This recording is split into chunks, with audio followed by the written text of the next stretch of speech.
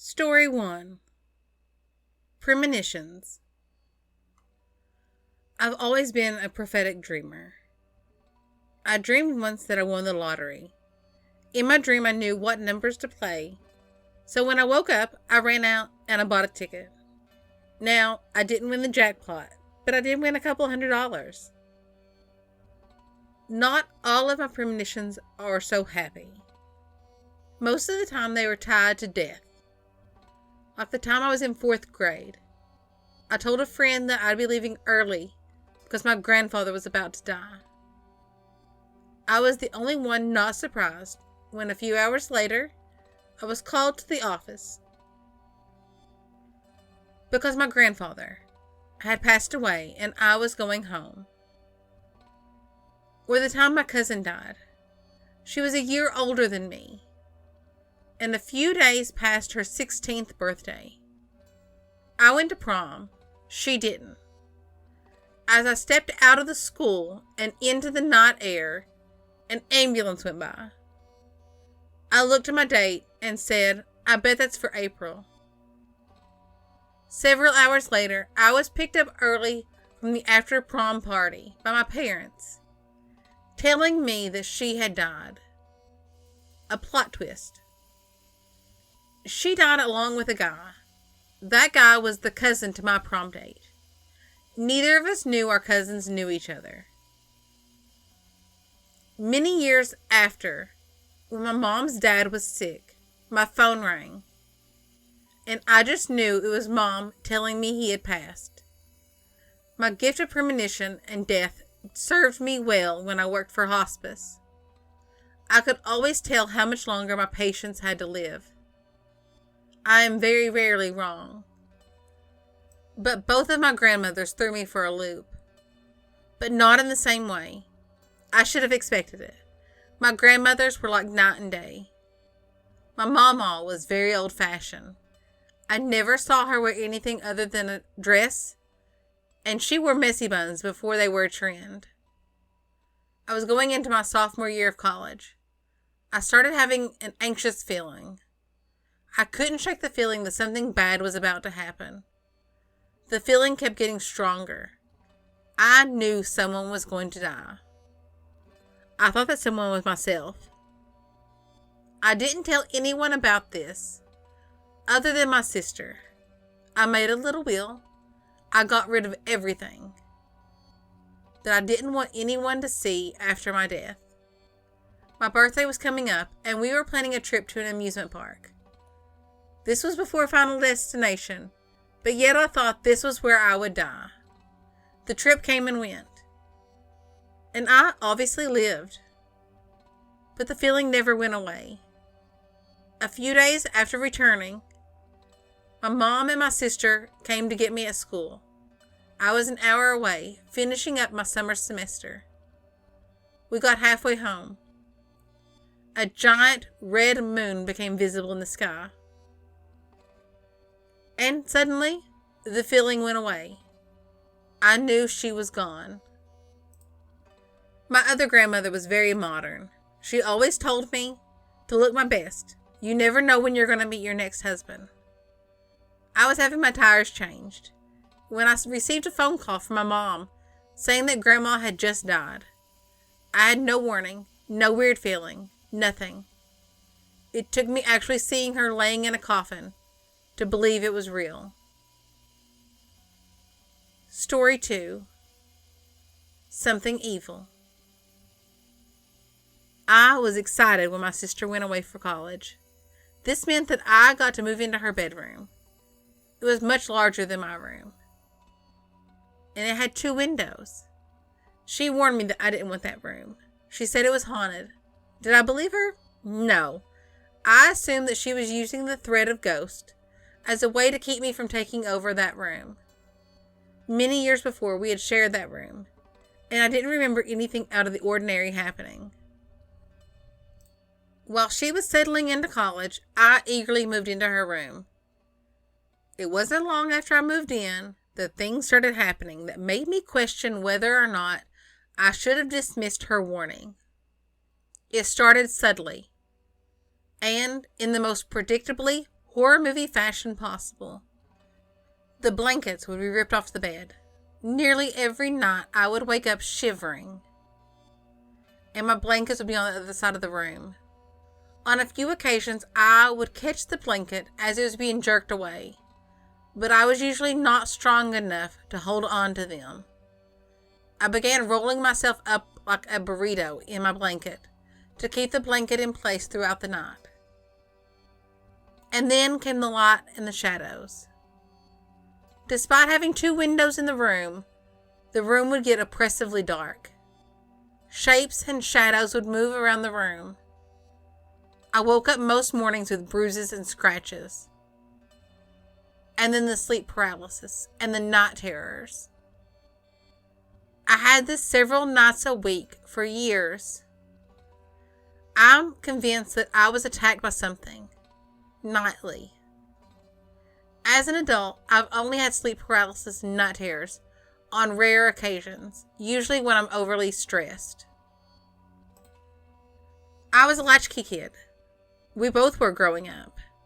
And when she went away to school, I was left on my own for several hours every evening until my parents got home. This became a big problem for me. Many days I would get home, and as soon as I went to put my key in the lock, I would get the most frightening, intense feeling wash over me. I couldn't go in that house. If I did, something horrible would happen, or I would see something horrible. So I'd sit on the step, and I could hear something in the house. Sometimes it would mimic a familiar voice calling to me to come in. Sometimes it sounded like my dad coughing. If I went into the house, I had to sit in my mom's chair. It was the furthest away from the hallway. I couldn't stand to sit in view of the hallway. Sometimes I would see shadows and shapes move down the hallway towards the bedrooms. The house's only bathroom was just off the hallway, so I wouldn't eat or drink anything until my parents got home, so I would avoid having to go down the hallway to use the bathroom. Real fear is sitting on the toilet and hearing a knock on the bathroom door when you know you're the only one home. One day my mom and I had been out. When we came home, we saw through the door into the kitchen my sister standing at the refrigerator getting a bowl of ice cream, and then walk out of the kitchen and down the hallway. Yet she should have been an hour away at school. When we got in the house, we looked in every room. She wasn't there. My mom was worried, so she called my sister. She was fine. She was in her dorm room. So who did we see in the kitchen? And who did we see walk down the hallway? This went on for many years, with the exception of the year my grandmother died. For that year, nothing happened in that house. I could come home from school and go in the house, and everything would be normal. But when that brief respite was over, things returned with intensity. Eventually, I confronted the spirits in the house, and I won. I know how to handle things like that now. Story 3. The Haunted Family. I always joke that in my family, we didn't have a choice when it came to believing in ghosts. My family has a long history of ghostly experiences. My grandma used to tell us about the house they lived in when her children were young. The house was in a residential area in a moderately sized city in Ohio.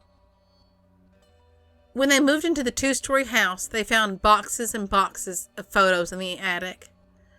The albums were filled with pictures of the house's previous owners working on cadavers. The previous owners had been doctors. Yes, this sounds like the premise for a creepy horror movie. Not long after they moved in, they started hearing footsteps on the stairs. Voices coming from upstairs when everyone that lived in the house was downstairs. More than once, an unseen force would knock somebody off the couch and onto the floor. The family dog was thrown out a window. The dog hit the ground running, and they never saw it again. A few days after that, the cat went crazy, running around the house, knocking into things, shrieking in an uncontrolled manner. And then it too ran out of the house, never to be seen again. My grandmother had long, long hair that she always wore twisted up into a bun. One day something grabbed her by her hair and dragged her through 3 rooms of the house. Shortly after that incident, my grandfather decided that it was time to move. He found a new house and the family began packing. While packing, they encountered a new problem. Boxes did not want to stay packed. On several occasions, full boxes would lift up and turn out onto the floor. They ended up taking a few items of furniture that had been left by the previous owners. One item in particular was a beautiful hall tree, which still belongs to our family today. This gorgeous old piece I have never seen anyone sit in for longer than a few seconds. I've never seen anyone hang a hat or coat on it. As kids, we would dare each other to sit on it, but few were brave enough. Most of my family tried to ignore its existence. Taking this item may have been a big mistake. Every house that the family has moved in since then has been haunted. It is as if that house or something in it has cursed this family. Several years passed, and the family moved to Kentucky, to a house high on top of a mountain that had a reputation itself for weird events. The rumor had been that the house next door had been used as a funeral home in the mid to late 1800s. The house had long sat empty, boarded up, and the fireplaces blocked off. At night, you could see a light moving through the rooms. And then the fireplace would glow as if someone had built a fire. The nearest neighbor was a good distance away, a half-mile or so, not within line of sight or shouting distance to the houses. The location was far enough from town that it was very unlikely teenagers were breaking in to party. Their house also had bits of oddities. The sound of footsteps walking across the room, disembodied voices. Sometimes at night you could hear someone trying to pull the chain to turn on the light in the bedroom. The family once arrived home to see an arm holding open the front door, as if someone was standing inside in the shadows, holding open the door, beckoning them inside. It closed before they could get out of the car. They searched the whole house from top to bottom and found no one. If one of my cousins attempted to say they did not believe in ghosts, my grandmother would set us all down for story time to tell us about the things that she had experienced and why we shouldn't discredit the paranormal. Thanks for listening. I hope you enjoyed the stories. And if you did, don't forget to hit that subscribe button, give me a like, and drop a comment down below.